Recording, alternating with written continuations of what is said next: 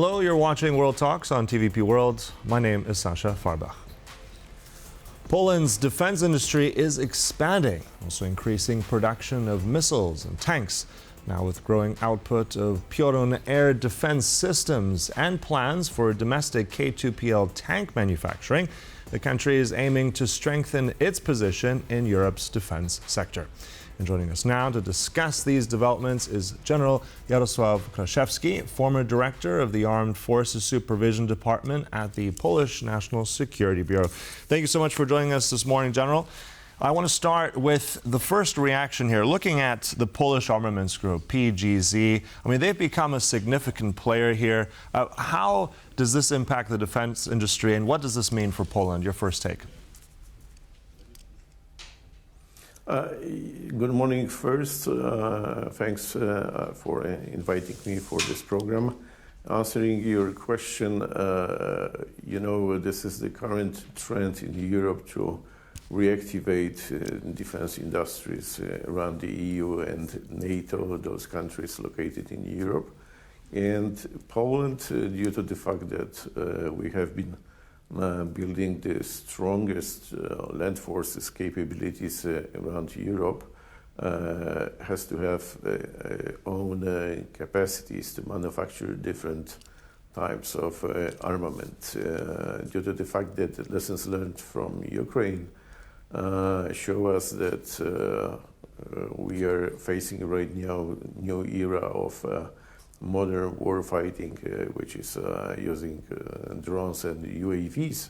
But in my opinion, drones and UAVs are just one of the many assets to create conditions exactly for the land forces, for the army, to go into the particular piece of terrain and do the most important job. This is the fact.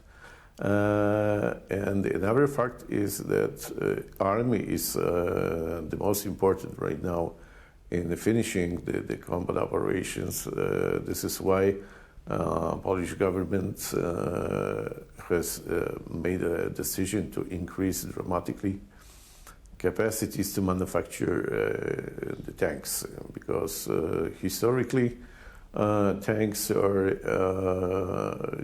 good assets, which makes the combat power for the army, and due to the fact that we were for many years a part of the Soviet Union, and the production and developing first, production second of the Polish tanks just had been stopped, and for many years we didn't do anything to re-establish capacities of R&D and manufacturing, mostly the factories. This is the high time to reactivate, cooperating with Germany, South Korea, and United States, to have our own capacities and capabilities to manufacture and to maintain tanks at the highest level of combat performance. Mm-hmm. You mentioned a lot of interesting things, including that there's this major focus now on land forces for Poland. You said that this will also scale now into tanks. I mean, these are South Korean tanks that will actually be, I believe, by around 2028, be manufactured right here in Poland. You're also, I just want to get also your view on this. I'm looking at these Piorun missiles. If we're looking at that, it's over 1,300 annually. I'm just saying there's a lot of industrial capacity here, or at least on paper. Can Poland handle that? And I'm just curious about risks or any bottlenecks that you might foresee with all that. The Piorun is the newest version of one of the best MEMPADs around the globe. It has been tested in Ukraine. Ukrainian army has been using this type of MEMPADs in the warfighting conducted in Ukraine. The PGZ has a lot of clients from different countries around Poland, mostly EU and NATO. And MESCO, due to the fact that the government cooperating with the European Union invested a lot of money to increase capacities of the MESCO as a ammunition group, the largest one in Poland, in order to keep up the appropriate pace of production of Pioruns. And not only Pioruns, but the Piorun is right now the most important product. The second course of action is 155. And having partners around Poland from NATO who could support us in terms of technology and how to create modern factories, we can handle. Of course, there is a risk, and the risk is about the components. We know about the lack of components to manufacture TNT, the gunpowders, and so on and so forth. This is also a challenge for not only Poland, but for the Europe and NATO.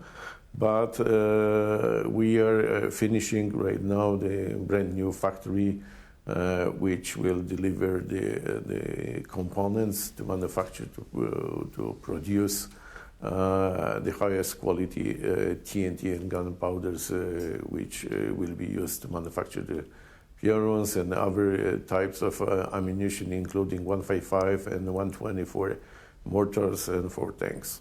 Mm-hmm.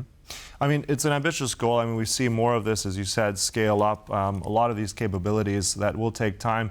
But at the same place, I want to ask you, if we're looking very much at the economic impact of this, I mean, clearly there's going to be a lot of jobs created out of this. I mean, tell us a bit more about what Poland specifically will gain from these kind of developments, if it's tank production or the Pioruns or anything else.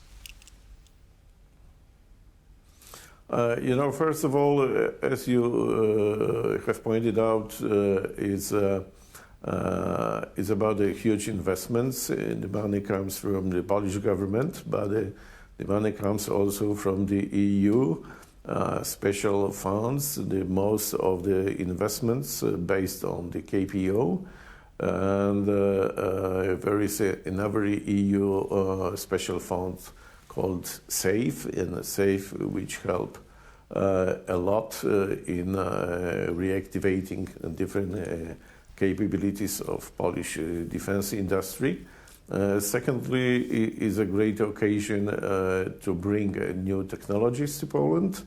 And the third, in my opinion, the most important, we have a great opportunity for the local populations around the factories, specifically for the youngest generations being graduates from the technical universities to get good jobs and to implement the new know-how taken from the university directly to the factory, to the production line. And this is the most important. And we know that good phase for the defense industry, which will last around at least 10-15 years later, we have to think about how to reorient the production in those factories in order to avoid the situation that the government has to pay a lot of money and the factory is manufacturing nothing. This is a risk, but I consider that personally as a challenge. Mm-hmm. Okay. But also, speaking of challenges, I'm curious because at the same time, as much as it's heartening to see that the domestic industry for defense is increasing, if we put them against other Western partners, like what's happening in Germany or France, Poland, as far as my understanding, is still quite a lesser, let's say, size of that. I'm just also curious if we're looking at foreign procurement or any kind of procurement for what the Polish government needs, how much of that, because I mean Poland is spending 5% on GDP for defense, how much is that for, let's say, domestic capabilities? What more is that set for partners like the United States? Is that dynamic changing? I mean, that's going to take some time to shift. Where do you see that going, and how are those things decided? I always give the example of Turkey. In Turkey, in terms of satellites, they bought the license first. They started developing not developing, producing satellites based on the license, and later the government, the Turkish government, spent a lot of money for the R&D and for the building a new capabilities for own production of the satellites. And right now, Turkey has a lot of different types of satellites. They have own data centers, and they are fully independent. They don't have to be supported by the other states in terms of satellites imagery, satellite communication, or satellite positioning. And we have to take this experience and then directly implement in Poland. As you mentioned, previous procurements in states, in Germany, in South Korea, that goes together with offset programs. And offset brings new technologies and new solutions we didn't have as of now. And having opportunity to rely on the offset and adopting new technologies, this is the good trigger point or starting point for, let's say, the new defense industry capabilities in Poland. Okay, just as we wrap up here, I just want to ask you in conclusion, where do you see the Polish defense industry in the next sort of five years? Any kind of particular, let's say, new markets? Are they going to be up there with Rheinmetall? Just briefly at the end. Can you repeat, because there is a problem with okay, just really briefly, where do you see the Polish defense industry in the next sort of 5 years? Where do you see it in terms of ranking in Europe or the world? For sure, the first one having the largest progress is the German defense industry with the champion, which is the Rheinmetall. Later, we have France and Great Britain. And in the 5 years, as you asked, I could see Poland being at the same position like Czech. Even we will be a bit better with the Czech defense industry. Simply speaking, we are supposed to be at the fourth or the third. That's my dream, the third position in European defense industry market. Mm-hmm. Okay, so very high ambitions indeed. Much still, though, to do, but interesting progress. Look, we'll close it there. Thank you so much. That was our guest here, General Jarosław Kraszewski. Appreciate all those insights about the defense industry. And thank you for joining us here on TVP World. But stay tuned, much more coming up right here, news and commentary, so do stay with us.